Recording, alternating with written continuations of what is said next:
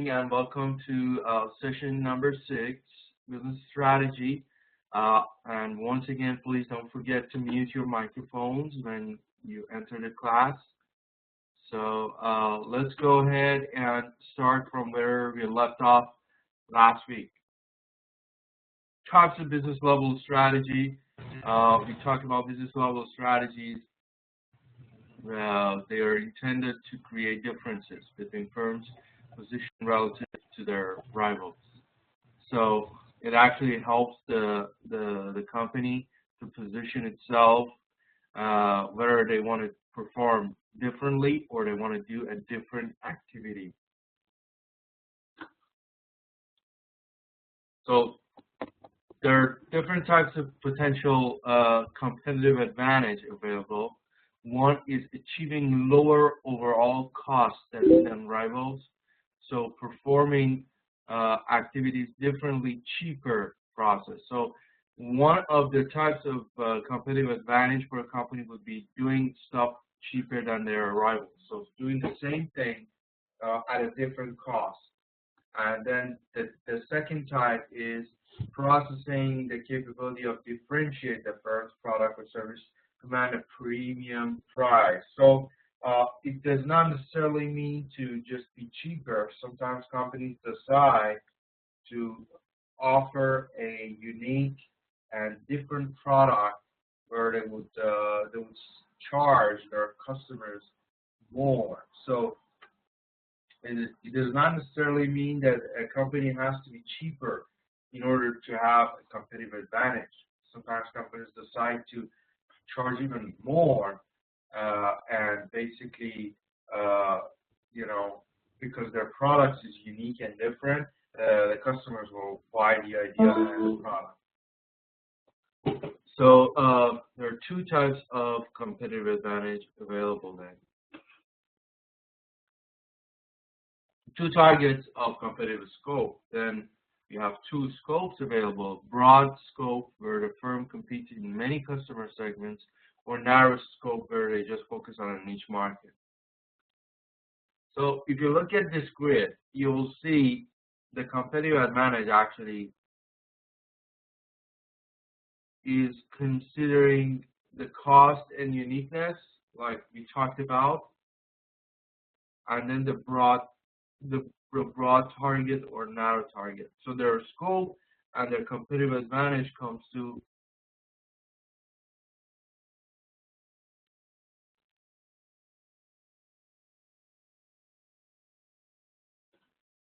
the outsourcing. We haven't covered it yet. Okay, we'll cover that also. Let's see.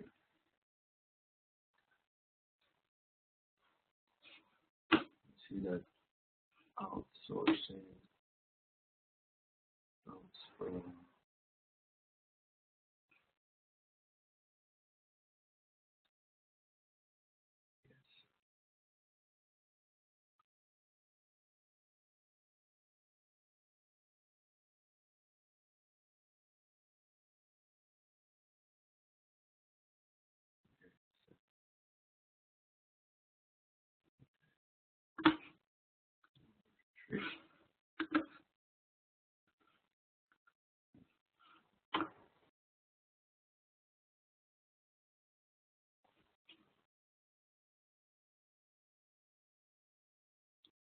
Okay, let me just upload that.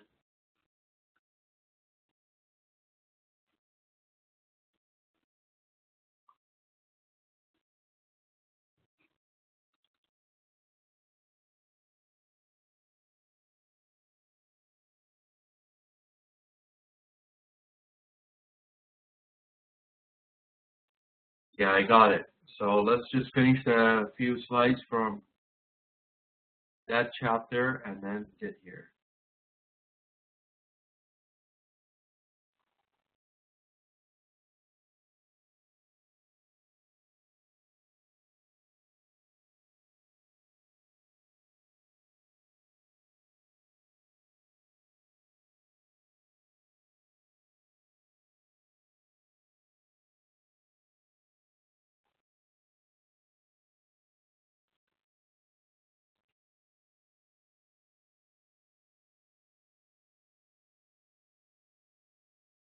Yes, I will send you the chapters as well. Right. I'll try to send them today.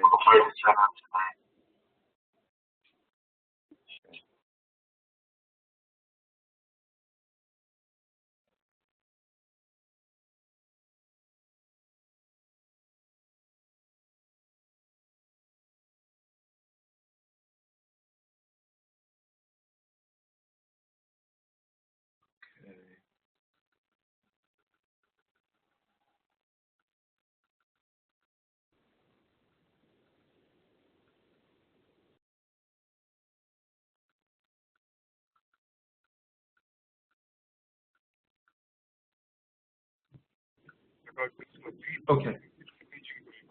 So let's start from outsourcing first before we move on.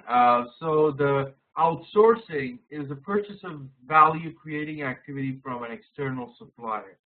So within the past decade, a concept called outsourcing has become very common.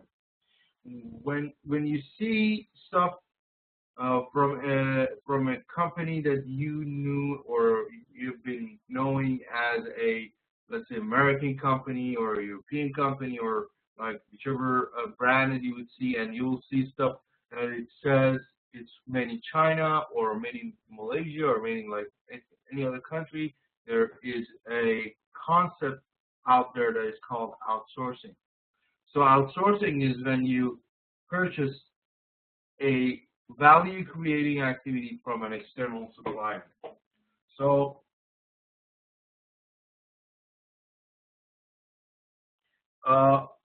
few organizations possess the resources and capabilities required to achieve competitive superiority in all primary activities and support activities. So it's very hard for a company to do all the primary and the support activities by themselves. So just a company that like does everything themselves, there are few of them available. So by forming and emphasizing fewer capabilities, a firm can concentrate on those areas in which it can create value, and then specialty suppliers can perform outsourced capabilities more efficiently.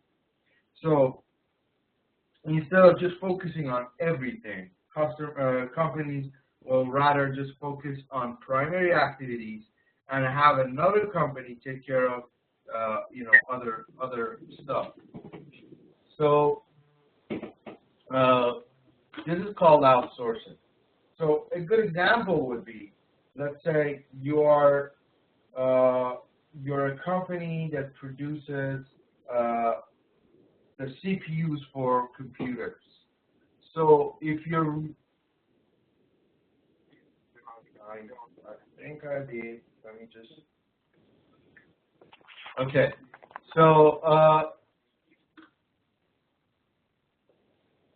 yeah, the CPU, the central processing unit, the brain of the computer, and then for them to produce that CPU, of course, they need to produce all like the chips and the dots on that CPU and all those memories and everything electronically should be added to that device for it to work. But let's say there are certain other parts, other smaller parts like those steels that they use that link the CPU to the motherboard, that instead of producing those themselves, they could purchase it from another supplier.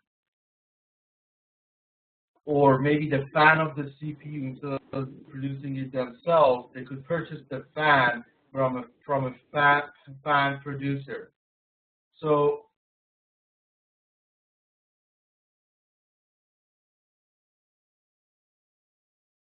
it's not necessarily because of the resources. It's because of the time. It's because of the cost. Because if the company themselves were to produce, let's say, those fans, it will cost them more rather than just buy it from a third party whose job is to produce those fans and then attach it to their product. So that way, first of all, the customer will benefit from a cheaper cost. The producer, the company, the corporation also benefits. They can focus on the CPU itself rather than the fan and CPU, and they can benefit from it. So that's when the outsourcing comes into play. So the strategic rationale for outsourcing is to improve the business focus. Like, let a company focus on broader business issues by having outside experts handling the various operational details. So instead of the company worrying about the details of the operation, they focus on the bigger issues, like the big picture, and have the smaller suppliers or third parties take care of the smaller details on the operational details. It also provides access to world-class capabilities. The specialized resources. Okay, is everyone able to see the slides? Can everyone see the slides? Can you please confirm if you can see?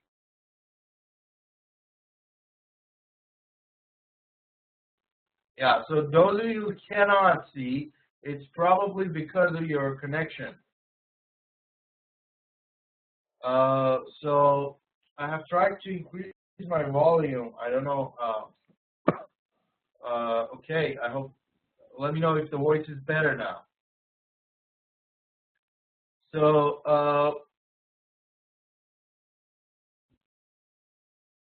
where were we? Okay, so it provides access to the world-class capabilities. Okay, very good. So the specialized resources of outsourcing providers makes world-class capabilities available to firms in a wide range of capabilities. So when we are dealing worldwide, that is back to international business, that when you are able to outsource from anywhere in the globe, wherever gives you the best product, best service, best cost, you will be able to work with them. So it will give you a lot of options and opens the horizons before you. So, and then it also accelerates the business re-engineering benefits. So achieves a re-engineering benefits more quickly by having outsiders who have already achieved world-class standards take over the process. So the benefit you get will be increased and accelerated. Then also you will share risks, so reduces investment requirements and makes firm more flexible, so dynamic and better able to adapt to changing opportunities. So you will be able to share the risk.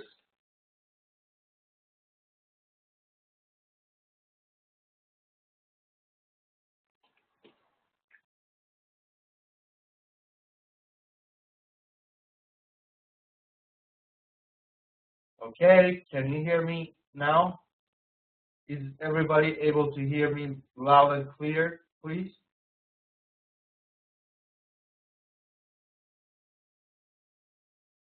Okay. So going back to accelerate business re-engineering benefits. So you are able to get the benefits that you're providing to your customers more quickly, and also you have the world-class standards now available to you. Sure. And then sharing risks, where you, instead of taking all the risk yourself, and you are producing everything from A to Z, when you are producing, back to CPU example, the CPU, the fan, the wires for the fan, the plug, everything yourself, you are adding the risk to your company. But when the fan is produced with somebody else, you're sharing your risk now. So that actually helps you to adapt to changing opportunities, because you only focus on the CPU and the rest you outsource it to other companies, and together you can do a better job. You can do it faster, cheaper, and with better standards. Then it frees resources for other purposes. So back to your comment. Let me see whose comment was that.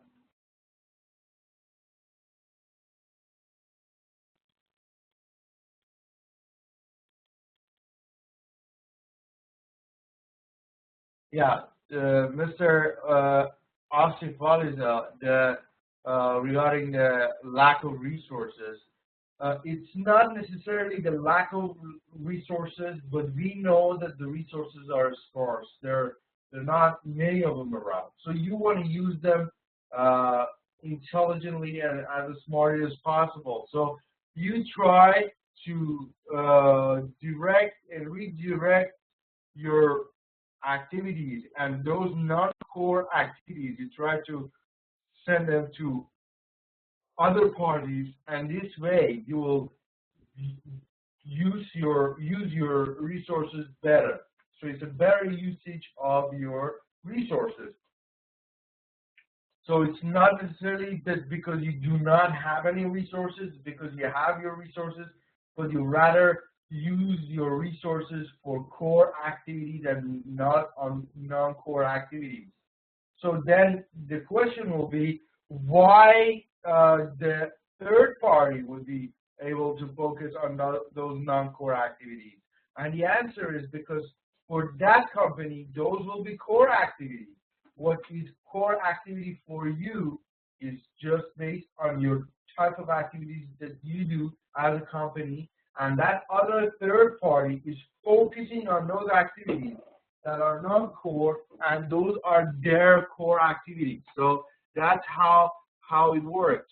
So everybody has to focus on their core activities. So back to our task that we had last week, that you came up with your resources, tangible, intangible, then capabilities, and then core competencies. You see how core competencies are important. Even when it comes to outsourcing, you gotta know what are your strengths and what are those strong parts that you gotta be, able to produce and focus on, rather than those that are not your core activities, and you gotta outsource them. So there are issues when it comes to outsourcing, of course, like anything else. So first of all, you want to focus on greatest value. Outsource only to firms possessing a core competence in terms of performing the primary or supporting the outsourced activity.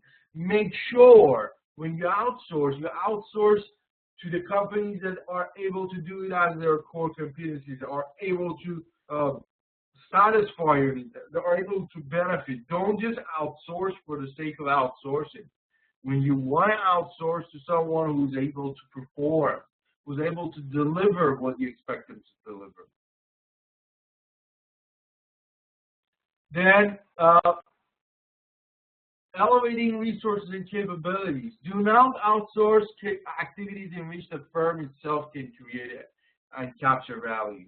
Never. This is rule number one. A company should never, ever outsource those activities that are core activities. They're value-adding activities to the company. If the activity itself values and adds values to customers, why would you outsource it? If you're benefiting from it, if it's your competitive advantage, if you do it different from any other company, you should not outsource it, otherwise it will hurt you. Then environmental threats and ongoing tasks. So do not outsource the primary and support activities that are used to neutralize environmental threats and complete the necessary ongoing organizational tasks. So make sure you don't outsource those primary activities or support activities that are used in your company to take care of some threats. So make sure when you are outsourcing, you are able to analyze those activities and their effect and influence on your company. So you don't want to remove a department from your company that department is actually so important in removing some of the threats in your SWOT analysis, in your company performance, in removing it just to save some cost. You could incur a lot of other costs to you, and then trouble your company. Let's say if you outsource your R&D, research and development department, just to save some cost, that actually beats the purpose of the whole idea of having research and development. Sometimes, I mean, research and development is not necessarily what you want to outsource, because you as a company should know better what type of, let's say, customers or markets you need to research, how to perform the research, what are the requirements. So it's not the best idea to outsource your research and development department, maybe. They're not a strategic team of resources. Do not outsource capabilities that are critical to the firm's success, even though the capabilities are not actual sources of complete advantage. So be able to understand what are those activities that are creating that competitive advantage for you. Don't just remove whatever is not your competitive advantage, but when you look at it carefully, you'll see that those are the main roots of your competitive advantage. And when you move those and you transfer those to the outsourcing party, then you will lose that competitive advantage, and it will hurt your company a lot. So firm's knowledge base. So do not outsource activities that stimulate the development of the new capabilities and competencies. So there are other activities that they could be. This is the part that in the last week tasks we had as discovering new, basically, core competencies. So if you are not able to discover your new core competency and you're actually outsourcing those, you are not able to grow. You are destined to fall and fail, because as we discussed earlier during the semester, for a company to be successful, you need to grow. And for you to grow, you need to be able to find out new sources of core competencies. And so if you're outsourcing those, you are in big trouble. So cautions and reminders. Never take for granted that core competencies will continue to provide a source of competitive advantage. So again, don't think that your competitive advantage is going to last forever. Don't ever think that it's going to last forever and you have it granted. Know that you got it. Keep trying. Keep finding new, basically, core competencies, and based on that, continue doing research and try to discover new core competencies. All core competencies have the potential to become core rigidity. So, there are core competencies out there that after a while, when you use them a lot, they become like normal, and then they're not as important anymore. So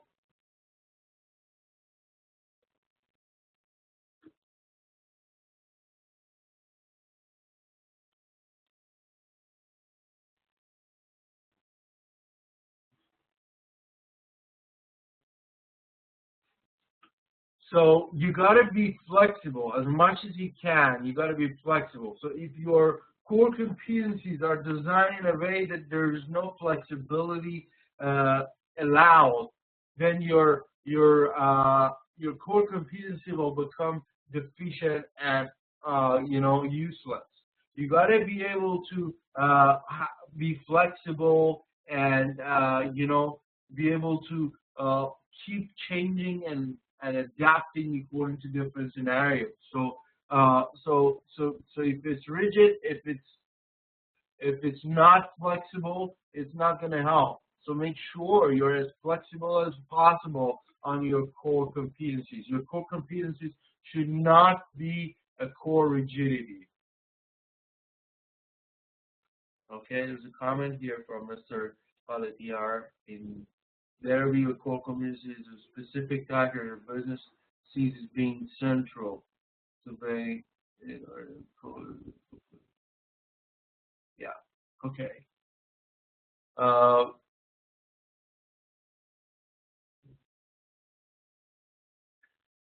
So core rigidities are former core competencies that now generate inertia and stifle innovation. Okay, we have some comments from Mr. Javier.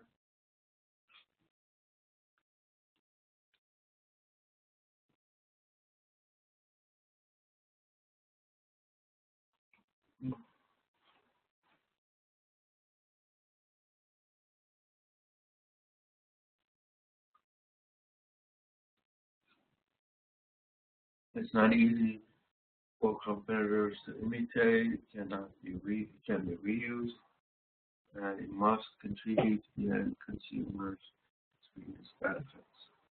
Whatever the product, service, is consumed. Okay, yeah, very good. Yeah, that's true. So so then again, we talked about the core rigidity. So when the core inflexibilities and inefficiencies, they used to be the core competencies that they're producing now resistance. They're producing problems and friction.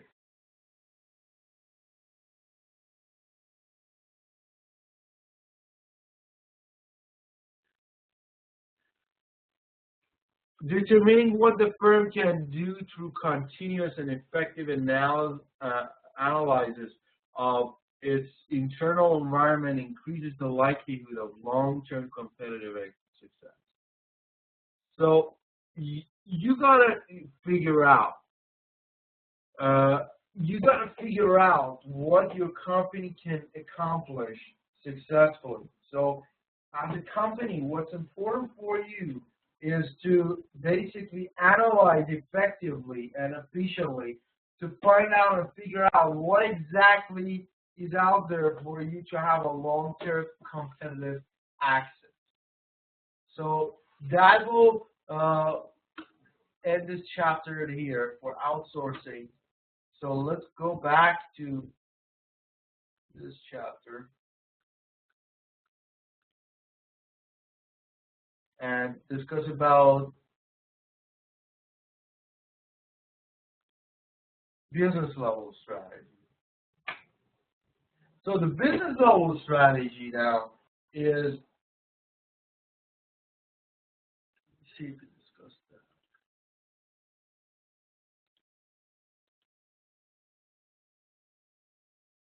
No. Okay. We haven't discussed this chapter yet. So business level strategy is an integrated and coordinated set of commitments and actions a firm uses to gain competitive advantage by exploiting core competencies in a specific product market. So when you are dealing with business level strategy, you have a set of integrated and coordinated commitments and also actions that you use in order to gain that competitive advantage. And especially you're talking about a specific product or service you're providing. So for business level strategy, first of all, you got to ask yourself a few questions. You know, asking questions from yourself at the beginning of doing something during your business is really important. You got to ask yourself, first of all, which good or service you want to provide. That's an important question. You got to be able to tell yourself which good or service you're going to provide. How to manufacture that product or service, how to distribute it, how to send it to the end customers. So customers are the foundation of successful business strategy. You got to keep that in mind. I mean, you might go to like my service quality class, and I normally use my own book as the resource. I've focused a lot on the service and customer satisfaction, but keep in mind, it's not just for the service class. It's just a golden rule for any business at any time, that the customers are foundations of your success.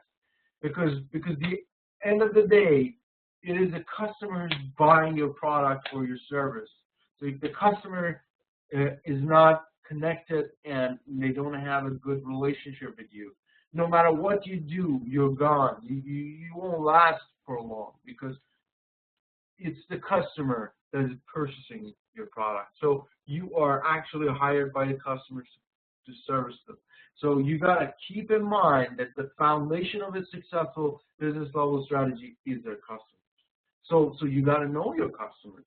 So knowing that your customers are important, then you start to find out that it's important to know them. So first of all, you need to know who will be served by that strategy. What needs those target customers have that the strategy will satisfy. So you got to understand what you're going to satisfy. I mean, first of all, you got to understand who you're serving, who's your target. So let's say if your customers are like certain age demographics or certain group or culture of customers, you got to know them better. You got to know that what needs they have and how those needs will be satisfied by your strategy. So you got to be very specific in that regard. So customers, who, what, where question again. Firms must manage all aspects of their relationship. First of all, they're customer rich. So you want to reach as many customers as possible. You want to expand and maximize your customer reach. And then the richness is depth and detail of the two-way flow of information. So when you just send out ads, send out newsletters, send out information to customers, and there's no way for them to give you feedback, this is not a rich, relationship. A rich relationship is a two-way, where the customer also gets back to you, and it's a two-way relationship where you get something back. Mr. Khalidiyar, is that your question? You need more clarification for these questions, or I don't understand. You're retyping these here. Could you explain? What do you mean?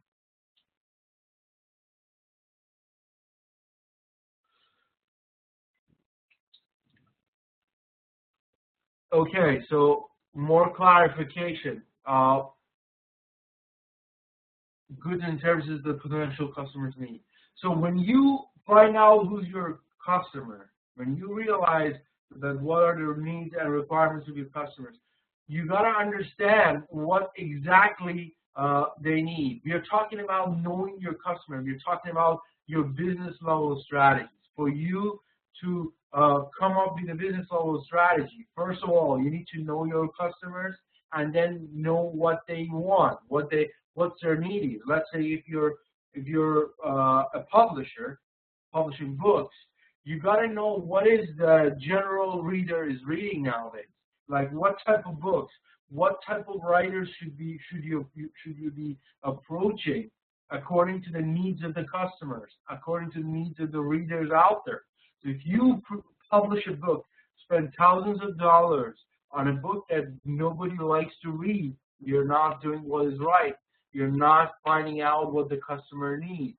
And then when you find out, let's say, the customers like drama or novels or documentaries, then you got to find out how to satisfy, how many books you need to publish, what sort of publication, what sort of cover, what sort of strategies for you to satisfy those needs. Yeah, segmenting the market happens through this process.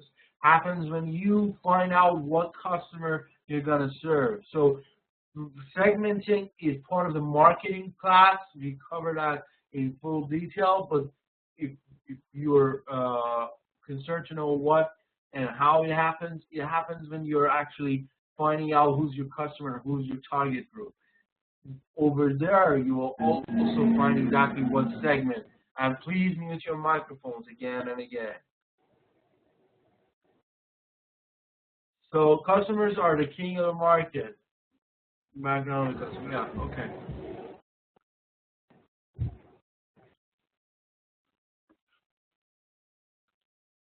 So going back to affiliation is a facilitation of a useful interaction with customers. So when you have a like rich relationship with the customer, which is a two-way, then you want to facilitate all the interactions, all the ways to interact.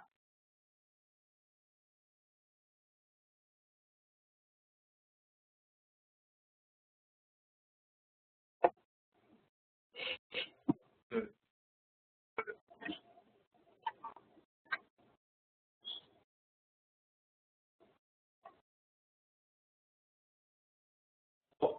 Determining the customers to serve. So consumer markets, customers, industrial markets.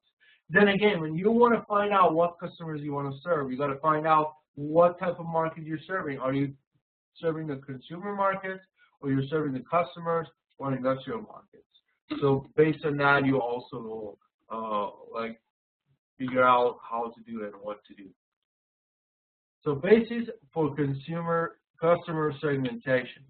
Customer markets, you have demographic factors like age, income, sex, and then socioeconomic factors like social class, stage in the family, geographic factors like cultural, regional, and national differences, psychological factors like lifestyle, personality traits, consumption patterns like heavy, moderate, and light users, perceptual factors like benefit segmentation, perceptual mapping. So all these are your consumer markets. So you have the demographic factors, you have socioeconomic, like social and what stage in life they are, geographic, their culture, their religion, or regional stuff, and national differences, psychological factors like their lifestyle and personality traits, consumption patterns like heavy or moderate, and also perception. So basis for customer segmentation, industrial markets. For industrial markets, you focus on the end-use segments identified by SIC code. And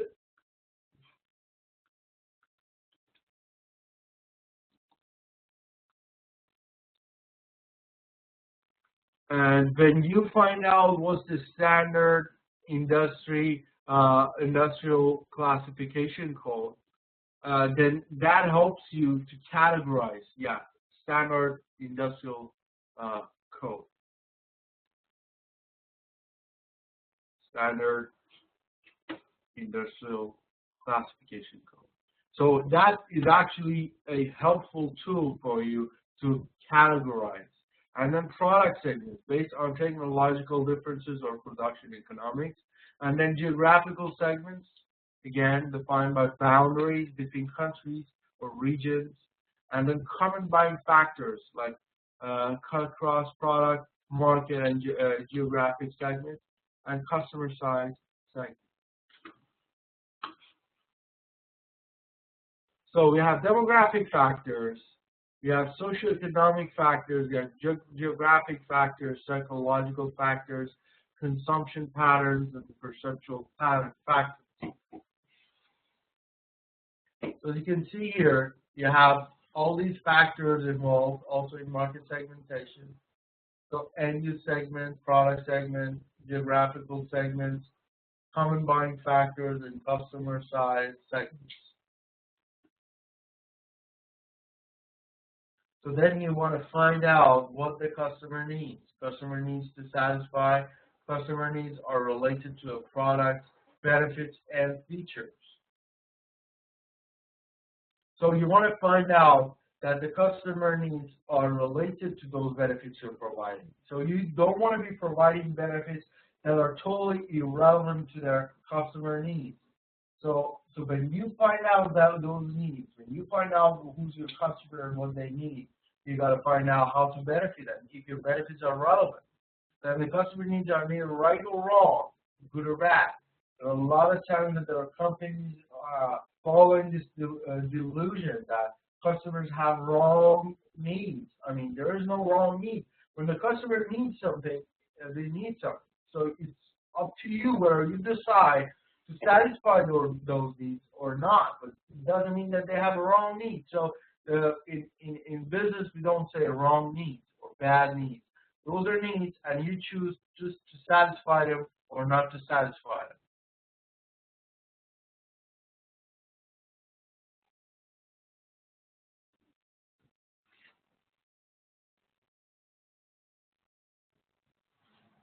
Okay, Mr. Khalid, I don't understand your comment here.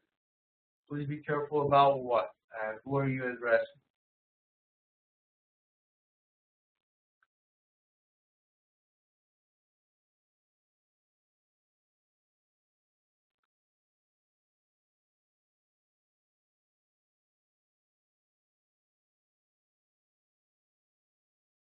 Okay, when you have between yourself messages, you can just send to your friend rather than sending it to everyone. Please keep your conversations between yourself and don't put it on the chat box.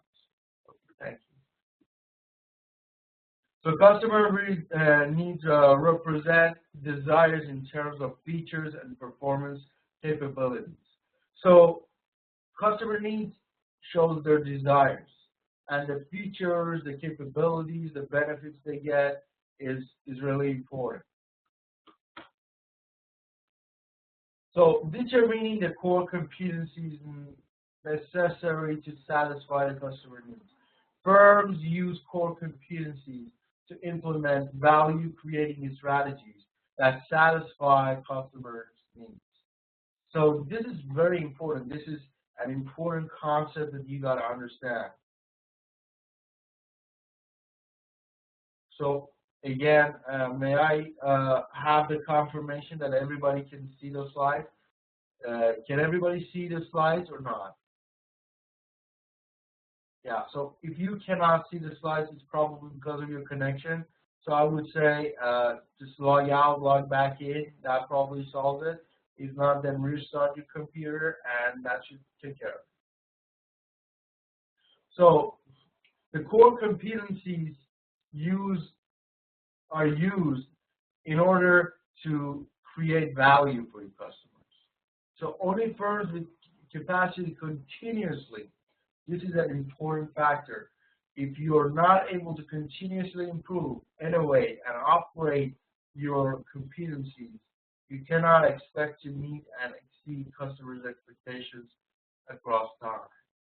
So it's about continuous growth, and we are focusing on being able to continuously improve, innovate, and upgrade the core competencies.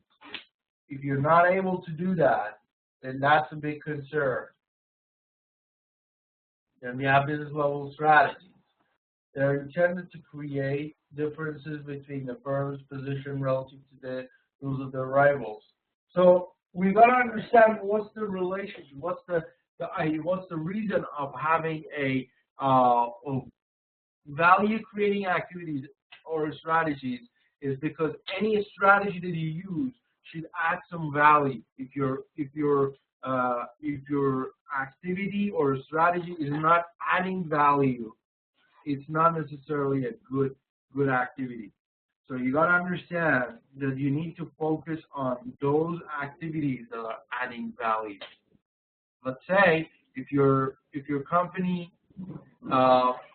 like even producing those external hard disks, does an external research, does a complete research in there, and you spend thousands of dollars on finding out some market trend in the computer industry, let's say floppy disks or hard disks and their usage. You got to find out what type of value it's adding, that research adding to your production. So if there's no value added, instead of searching the usage of other ways of keeping data, you go and study about, let's say, hardwares that are useful for the computer's like battery or power, and they have no relationship to your purpose. They're not adding any value. So you got to know what type of research to do that basically gives you something useful.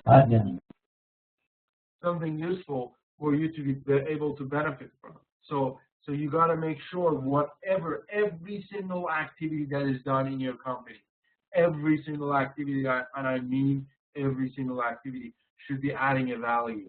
So if there's any activity in your company that does not add a value, that should be removed.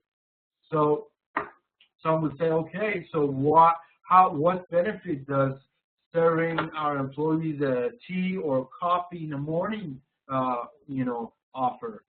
But then you got to understand that offers the value of, let's say, keeping your employees happy and sort of courtesy to your employees and keeping them like fed. Like some companies give lunch to their employees and they have like luncheons. So you see, there should be a value concept behind it. It's not necessarily a monetary value right there, but it could be an intangible value. So, but then again, it keeps the concept of adding a value. So then you want to position yourself. The firm must decide whether it intends to perform activities differently or perform different activities as compared to its rivals. So at the beginning, we were kind of discussing these slides. So either there are two ways to actually compete and get competitive advantage. You either focus on the cost.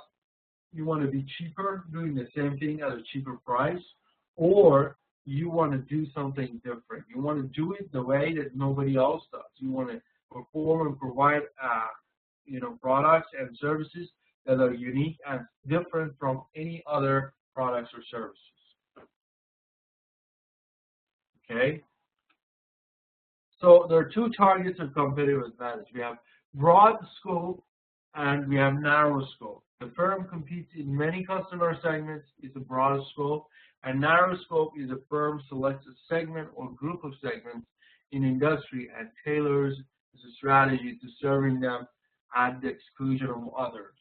So again, according to the type of production, the type of customers that you intend to serve, you decide to offer your products to broad scope or narrow scope of customers. So this is one of the most important charts and grids you will see all through the semester. So you got to fully understand this.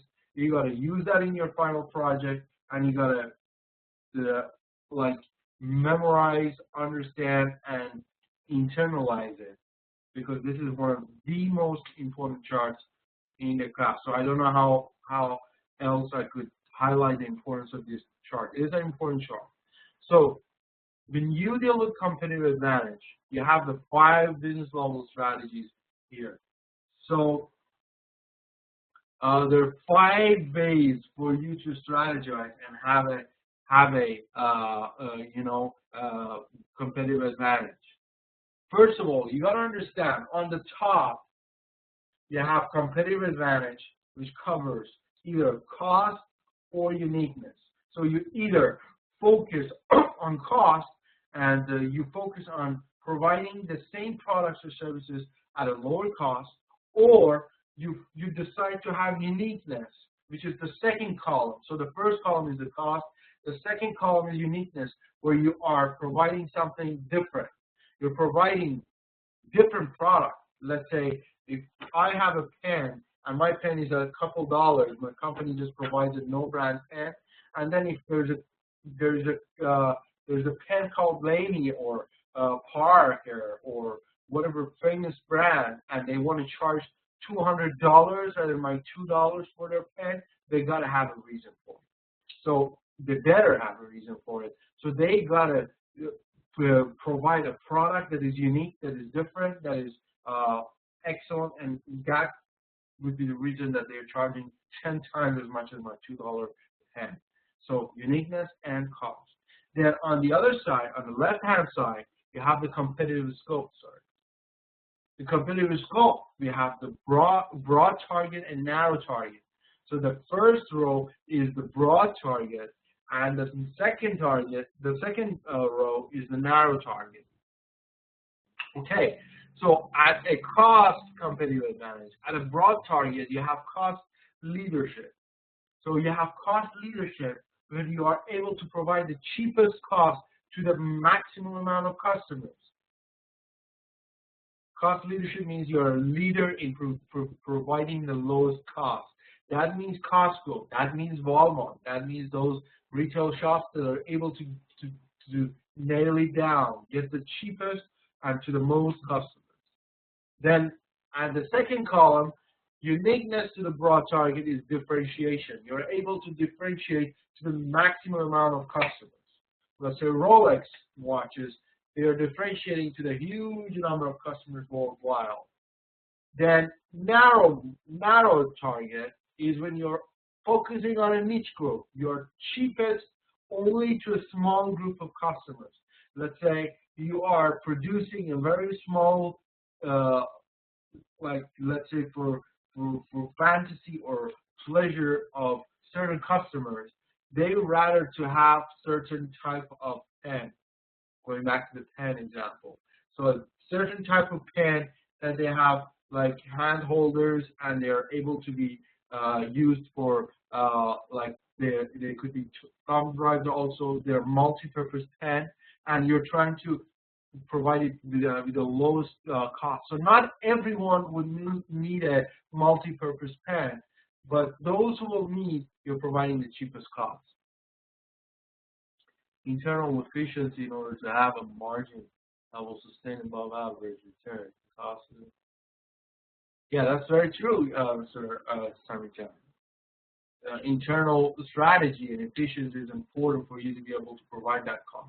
And then on uniqueness, you have a focused differentiation. So again, to a narrow target and uniqueness, that will be an example of where to. So where to is where you are basically it's a branch of Nokia Mobile, but they have handmade cell phones made in the UK. Each phone could cost you $75,000, $1 million, 100, depending on what type of material they use, what sort of, they're very expensive. So that's an example for focused differentiation, narrow scope. So, and then integrated cost leadership differentiation is when you are not focusing on each one of these grids and you're stuck in the middle and use a little bit of everything. So you're providing a lowest cost, you're providing a little bit of differentiation, you're focused a little bit, and you have narrow and target and broad target also. So you're just in the middle benefiting from everything. So how to obtain a cost advantage? To obtain a cost advantage, there are so many ways. One of the best ways is just to have a better, more efficient, like operation department to make sure that your operation is cost efficient. You try to maximize the use of your resources and materials and your production costs the least possible. And then sometimes outsourcing is another one. You use the best outsourcing party that helps you minimize your costs and focus on your core activities. So all these are different strategies for you to be able to have a cost advantage. Now, process efficiencies, you need access to large sources at lower cost. That's more of outsourcing, so all these. So before we move forward, are there any questions here? What are the risks in cost leadership? The risk in cost leadership is when you project yourself as a cost leader, customers will bring an image to the minds of customers that you are a low cost. So that could hurt your quality. Customers will think of you as a low quality, low cost, because low cost is normally associated, is associated with low quality. So that's how it's going to hurt you.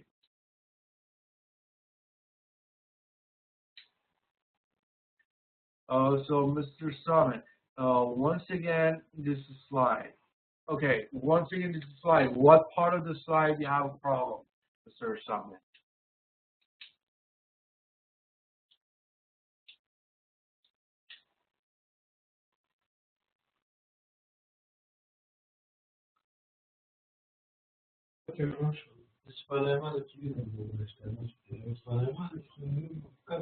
Mr. Summit, I don't know exactly where you have a problem.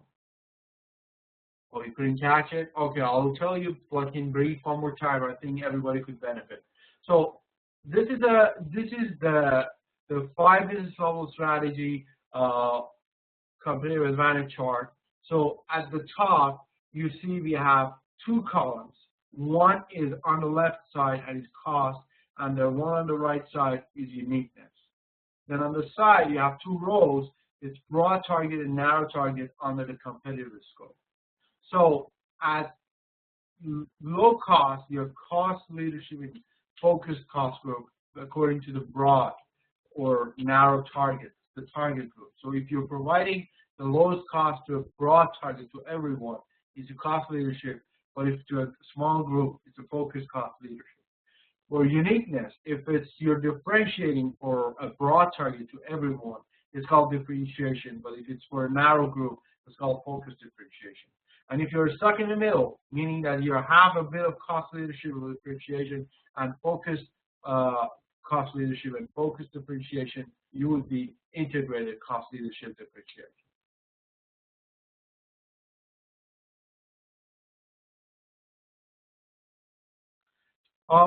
The internal strength for a company to have a cost leadership, you're welcome, is the most important are, first of all, you got to be as cost efficient as possible, meaning that every single department, every single part of the company is trying to minimize the cost. When you look at Walmart or Costco, you'll see that how important it is. They are very frugal, and they try to minimize every penny that they spend.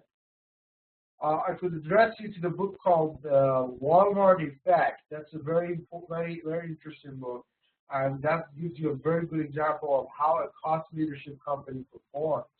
So basically, they try to minimize every penny. So if it comes to inbound logistics, shipping in the product, means to their production, means to their staffing, means to their working hours, everything. They try to use a strategy to minimize the cost as much as possible. So that's rule number 1.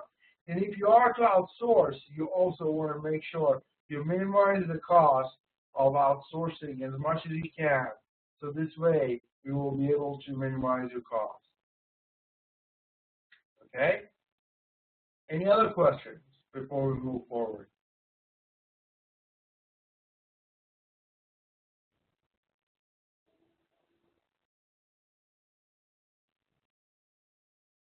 Okay. Let's go to the next slide.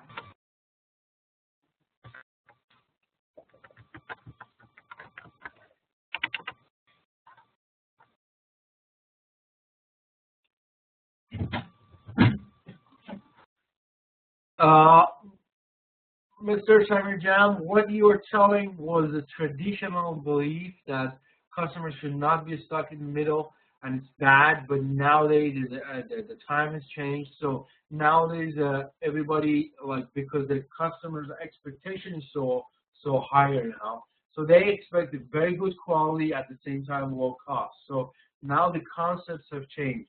It used to be that as soon as you would say, I want to give you the lower cost, that meant lower quality, but not anymore. Now customers even expect from more unique products also to provide more competitive prices. So again, not anymore. An integrated set of actions taken to produce goods or services with features that are acceptable to customers at the lowest cost relative to that of competitors.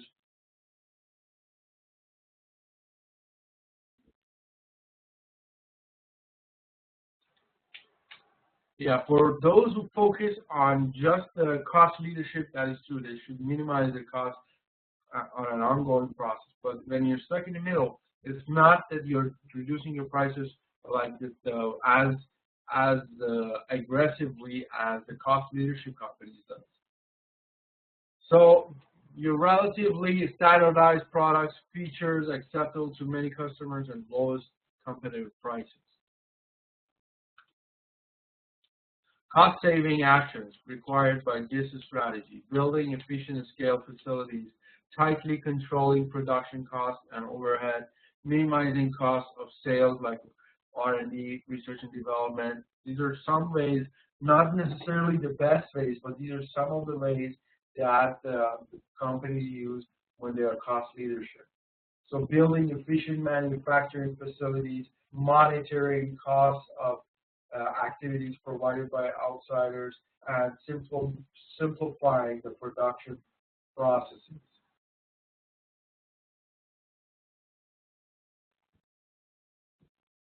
The cost leadership, again, some of its risks is the association of low quality with low cost.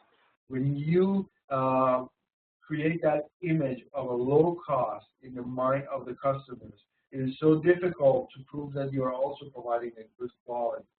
So customers will always think of you as, low quality. And also, if you lose that advantage of producing the lowest price, if you lose out to somebody else, the customer will not be loyal to you, because at low cost, the customer loyalty is at minimum because they're just looking at the prices.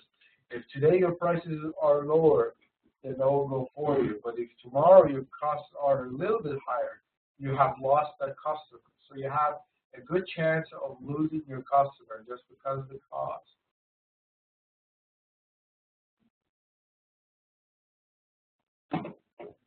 So the risks of using focused strategies: maybe out-focused by competitors, and second, may become of interest for broad market firms.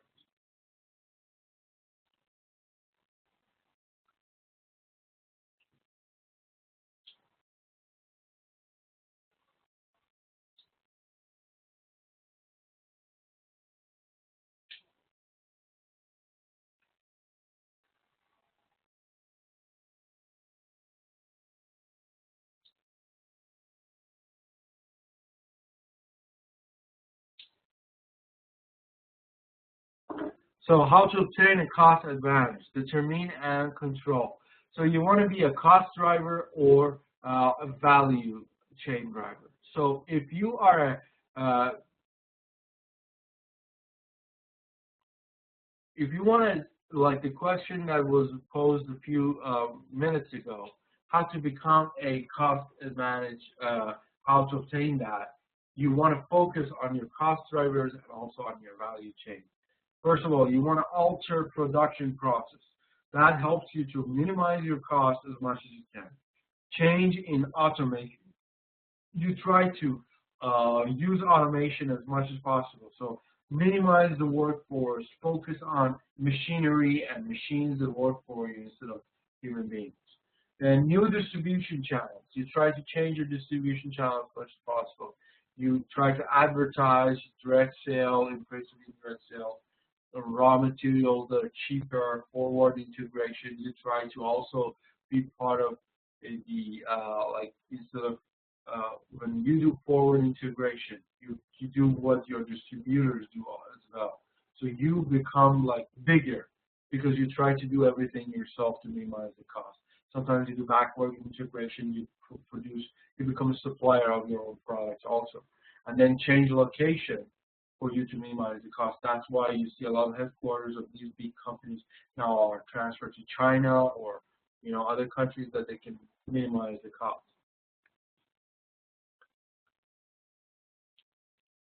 So looking at here, This is your value chain. We've looked at it before. We have primary activities and support activities. So basically, example of value creating activities associated with the cost leadership strategy. So for cost leadership strategy, for your inbound logistics, you use highly efficient systems to link suppliers with the firm's production process. So your inbound logistics should be very efficient. Then operation, use of economies of scale to reduce production costs. So you try to produce more products and reduce your cost, your overhead costs. And then construction of efficient scale production facilities. So your facilities should be also cost efficient. Then outbound logistics, your delivery, schedule that reduce costs, so selection of low cost transportation. And then a small, highly trained sales force and products priced so as to generate significant sales volume. So you price them the way that they can create a huge volume of sales. And then service, efficient and proper product installation in order to reduce frequency. So you try to minimize your service as well. And then when it comes to support activities, your firm infrastructure, cost-effective management information system relative to few managerial layers in order to reduce overhead costs, simplified planning. So consistent policies to reduce turnover costs. You need to have a consistent policy for your human resources. You cannot have a lot of changes. You got to be sticking to standards, and intense and effective training, and easy to use manufacturing technologies, investment in technologies in order to reduce costs. And then finally, systems and procedures to find the low cost with acceptable quality products to purchase as raw materials. Frequently evaluation and processes to monitor supplies and performance should be done. Okay. So, are there any questions here before we go to the task for today? Any questions or comments?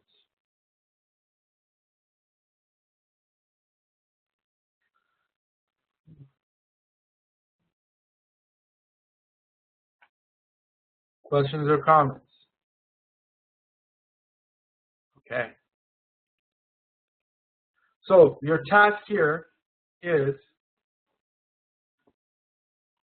to bring an example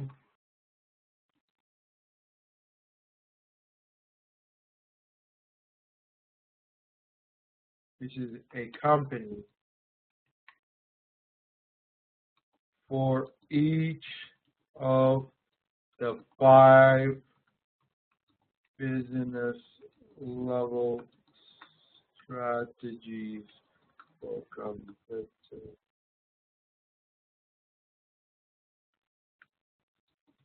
business competitive advantage.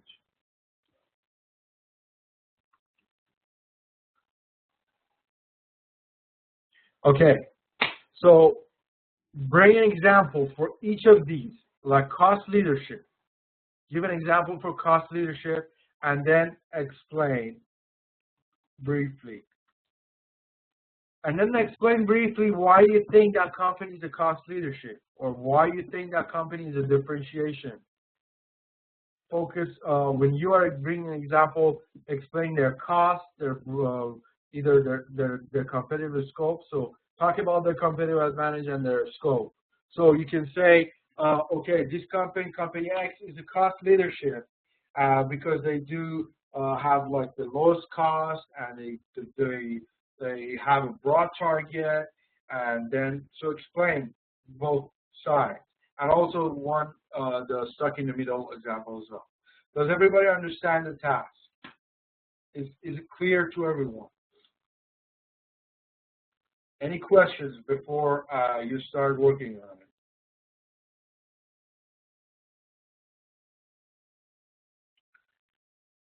Any questions?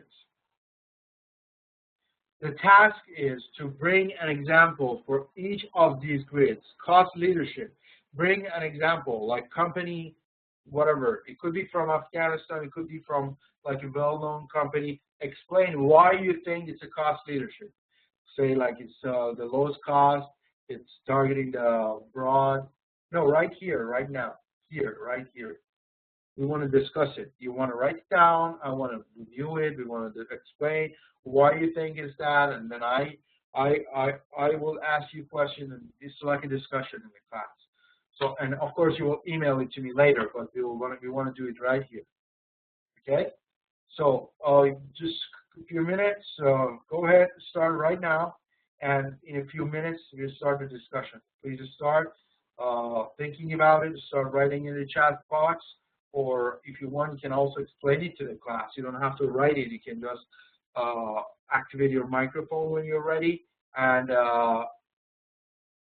yes, and then we'll discuss it. So a few minutes, and we'll restart.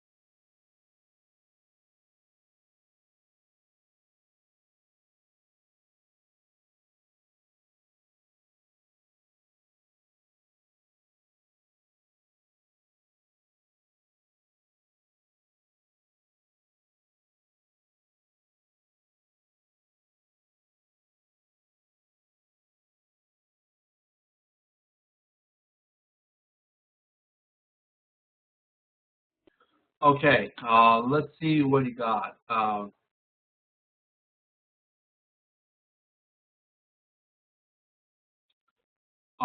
From Mr. Warnock.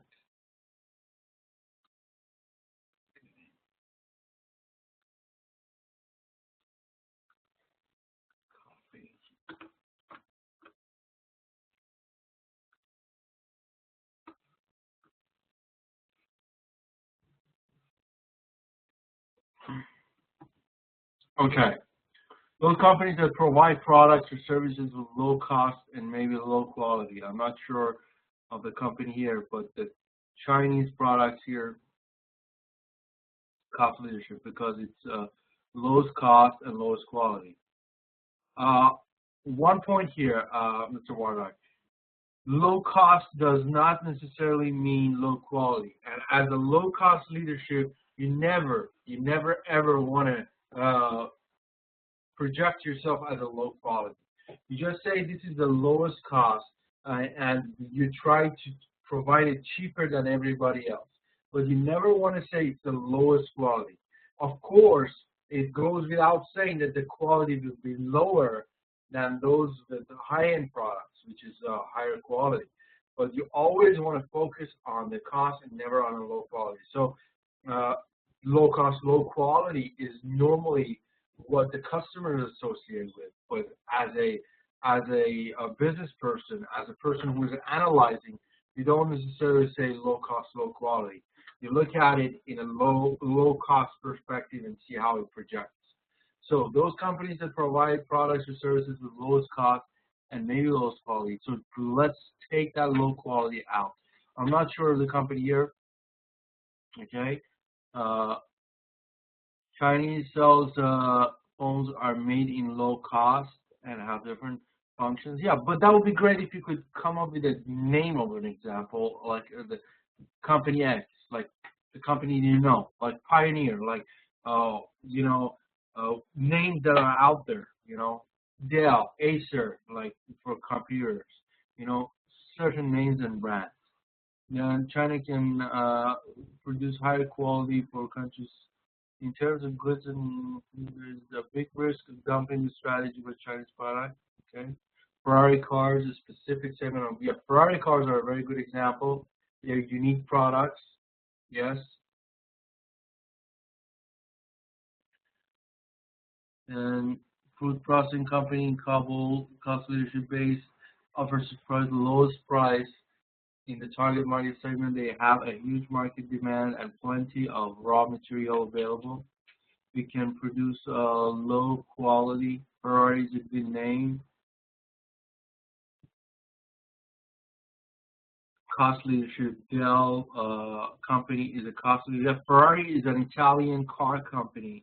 Italian cars are all of them are differentiated products. They are focusing only on high-end customers and very expensive cars like Lamborghini, Ferrari, Maserati. All those cars are very expensive cars, very unique cars.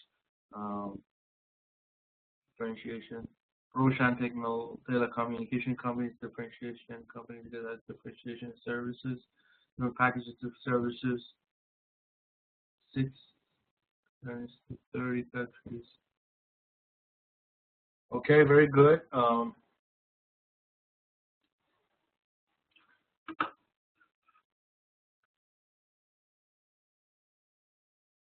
let's go to the next set of examples.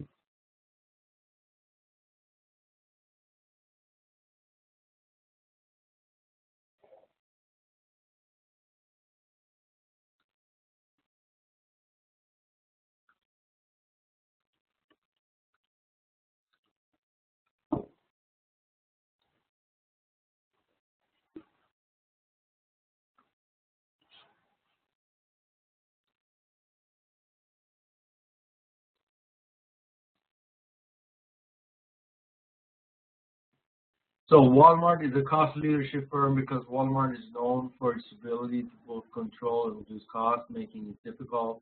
Very good. Then McDonald's has been successful in cost leadership. That's correct. Offering basic fast food meals at low prices. That's great. Very good example. They are able to keep prices low through a division of labor and allows hire and train inexperienced employees rather than trained cooks. Also relies on few managers who typically earn higher wages. Okay, good. Das Duzi is a center for textile, all kind of cloth and fabric, price and quality, rare heterogeneous customer from outside city. Das Duzi, because the price is low but can get high quality. Okay, that's great. Differentiation. Afghan restaurant, a cobbled Sharano area offer a kind of food of catfish. Okay. Some menu like halal, biryani is special favorite menu in here. Focus cost leadership, very good. Cable network as cable TV offers same quantity of channel to customer but in low price. This is $250 per month. Focus differentiation, salon for kids concept, many color for wallpaper, chair, sofa. Very good. Internet cost leadership.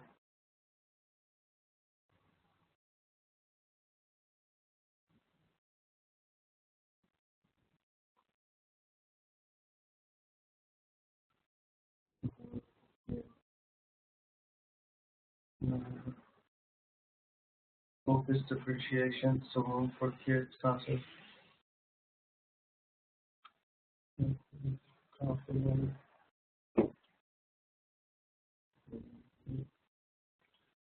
Dr. Sami University as Educational Industries Multimedia University.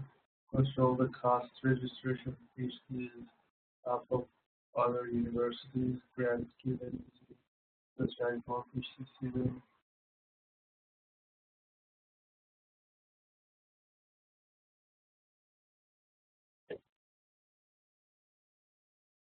Low cost for normally low quality.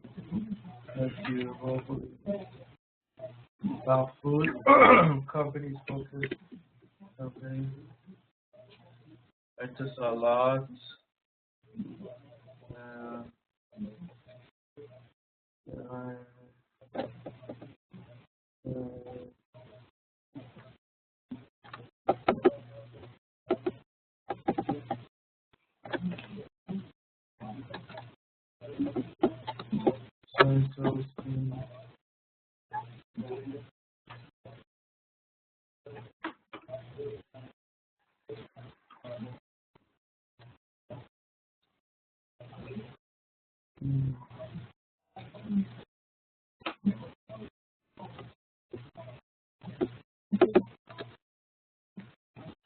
Please mute your microphone unless you want to say something to the class.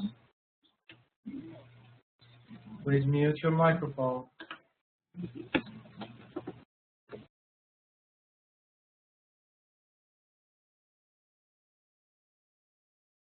Periodical production.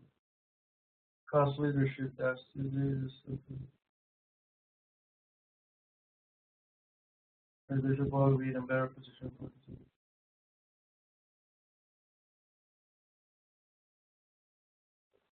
Okay, so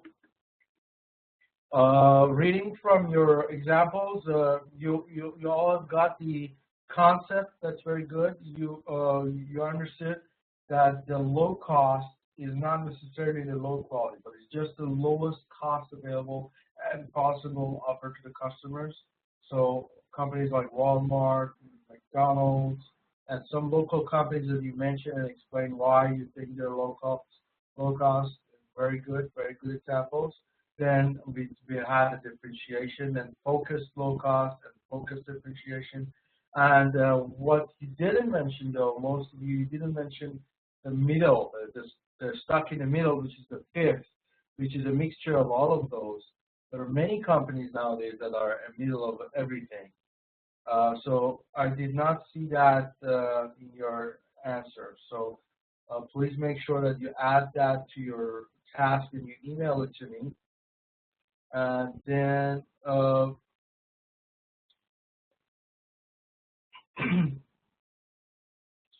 Like KFC is a good example also. Okay.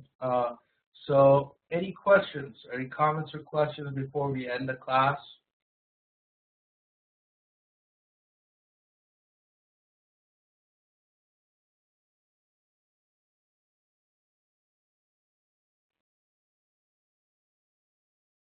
Which is no advantage.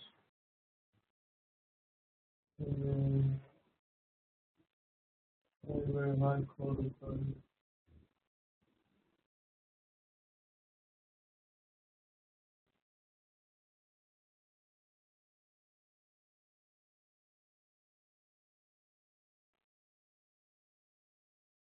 Yes. I mean, the image of the company is the part that the marketing department should worry about, and of course, everybody should follow that. But what it seems to be the case now is that the stuck in the middle, which used to be bad, is actually the expectation of the customers. Customers now expect the highest quality with the lowest price, and they want the availability of customization or just a general standard product as well. So it's not that the decision of the company that is taking them to that side, but basically it's the customer's expectation and desires that the companies have to provide them with what they want. Yes, please email it to me, and I will send you the slides. Most definitely, I will send you all the slides that we have covered so far. So basically, it's not that the companies will choose to go to the middle, but they have to because that's what customers want. And a lot of companies have taken that route, and a lot of them are going to take that route.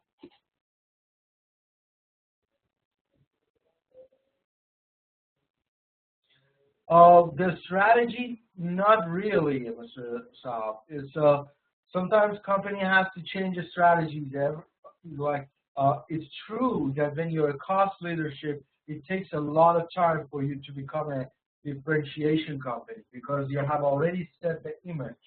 But through the time, you can add that image to the perception of the customers by providing better products and changing the image. So sometimes you need to, because when you're expanding, or sometimes you acquire and do a sub-brand, or let's say Walmart is not very well respected in Europe. So when Walmart wants to approach the European market, they normally change the name and go with a different name. So they localize. So you see how they try to change the branding and at the same time provide the same low cost. So they will be successful. They have been successful in the UK and some countries. They were not successful in Germany. They had to close it down. But you see how they will try to use different strategies in different markets. You could, yes. If you have to, you could. And especially when you're expanding, you have to use different strategies. When you're acquiring, when you're getting where you're becoming joint ventures and all that, you sometimes have to use different strategies. It's always good to have a standard strategy and policy, but sometimes according to the needs of the customers or the market or expansion plan, you gotta have some different strategies from time to time. Okay, but that being said, that will be the end of the class for today. Thank you so much for attending the class, and I'll see you next week. Don't forget to email me the task, everyone, and we'll continue next week.